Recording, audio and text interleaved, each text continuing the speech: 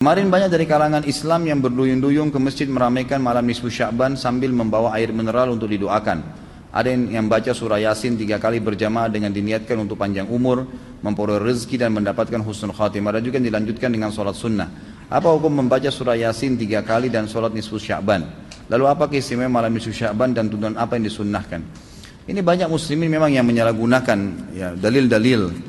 Jadi mereka tidak memilah mana dalil yang sahih dan mana dalil yang lemah, apalagi hadis-hadis yang palsu.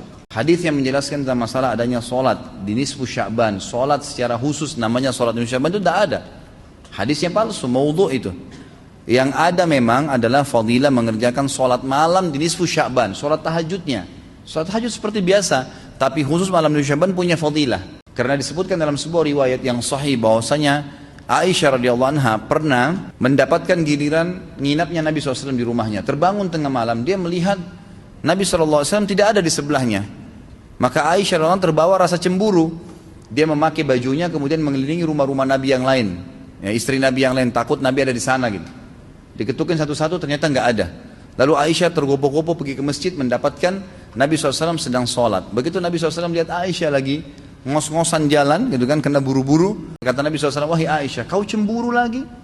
Ini adalah malam nisfu Sya'ban. Artinya saya sholat malam ini karena ini adalah nisfu Sya'ban. Ini hadis yang sahih gitu kan. Dan memang dianjurkan oleh para ulama, mereka mendirikan sholat malam di malam nisfu Sya'ban itu sholat tahajudnya. Tidak ada sholat khusus namanya malam nisfu Sya'ban. Kalau masalah membaca surah Yasin, ini tidak asing lagi kalau di Indonesia, semua harus surah Yasin. Pindah rumah Yasin, orang mati Yasin, semua Yasin. Ditanya dalilnya, nggak ada dalil, gitu kan? Hanya karena surah Yasin dikatakan jantungnya Quran. Itu pun hadis yang lemah, karena dalam sanadnya ada orang yang pendusta, gitu kan? Tapi ini diamalkan. Kalau kita mau mengaku pengikut Nabi Muhammad SAW yang murni, maka tidak mengamalkan apa yang tidak dicontohkan oleh Nabi SAW. Apalagi membawa air, kemudian secara khusus dibacakan atau dihidupkan dengan surah Yasin, belum pernah ada contoh. Belum pernah ada contoh. Allahu a'lam. Saya tidak menyalahkan ya. Yang mau kerjakan itu silahkan. Itu hak dia.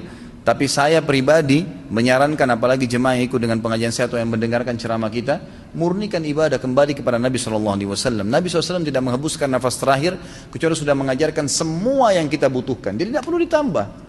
Kalau kita tambah seperti kita sedang mengatakan, maaf Rasulullah saya lebih faham daripada anda. Nabi nggak pernah baca Yasin 3 kali di malam nisfu Sya'ban, nggak apa-apa kan, bagus. Loh, Nabi mu nggak pernah lakukan. Nabi yang nerima dari langit wahyu nggak pernah lakukan, nggak apa-apa. Berarti sama saja anda bilang, maaf Rasulullah saya lebih ngerti.